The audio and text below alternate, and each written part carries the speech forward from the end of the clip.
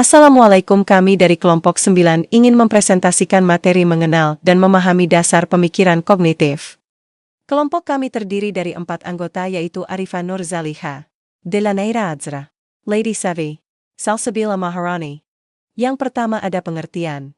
Menurut Chaplin, 2002, dalam bukunya Dictionary of Psychology menyebutkan bahwa kognisi adalah konsep umum yang mencakup semua bentuk pengenal, termasuk mengamati, melihat, memperhatikan, memberikan, menyangka, membayangkan, memperkirakan, menduga, dan menilai. Di sini ada pemahaman dasar kognitif adalah kemampuan seseorang untuk menghubungkan, menilai, dan mempertimbangkan suatu peristiwa sehingga dapat menghasilkan pengetahuan. Kognitif juga dapat diartikan sebagai segala kegiatan mental yang berkaitan dengan proses belajar mengajar. Kognitif erat kaitannya dengan tingkat kecerdasan seseorang. Contoh, kognitif dapat dilihat ketika seseorang sedang belajar, membangun ide, dan memecahkan masalah. Selanjutnya penjelasan mengenai tokoh kognitif. Jean Piaget.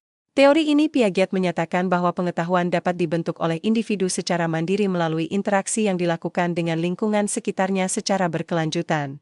Menurut Piaget, perkembangan kognitif menjadi faktor penting dalam proses pembelajaran, khususnya dalam pembelajaran terkait penalaran logis. David Ausubel. Teori kognitif menurut David Ausubel menekankan bahwa struktur kognitif siswa berperan penting dalam memperoleh dan mempertahankan pengetahuan baru. Konsep teori kognitif David Ausubel mengutamakan kegiatan pembelajaran yang bermakna. Ia membagi belajar yang bermakna ke dalam 2 jenis, yaitu belajar bermakna, meaningful learning, dan belajar menghafal, rote learning. Robert Mills Gagne. Menurut Robert M. Gagne, teori kognitif adalah salah satu kategori hasil belajar yang mencakup cara berpikir dan mengelola informasi.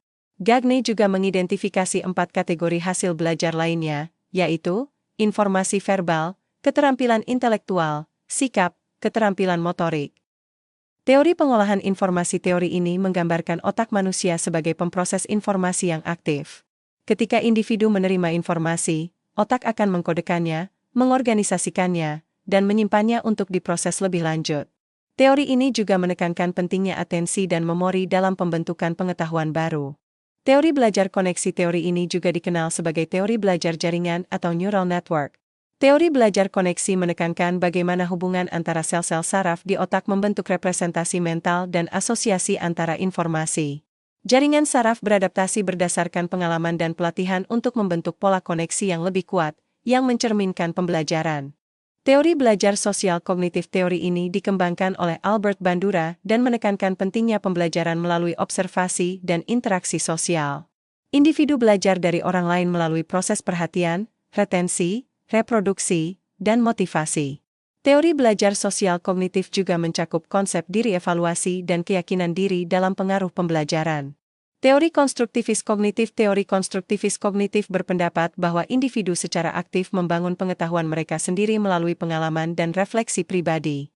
Proses ini melibatkan pembentukan konsep dan skema berdasarkan pengalaman nyata, serta mengasimilasi pengetahuan baru ke dalam kerangka kognitif yang ada. Sekian presentasi dari kelompok kami dengan tema mengenal dan memahami dasar pemikiran kognitif, kurang lebihnya mohon maaf. Terima kasih.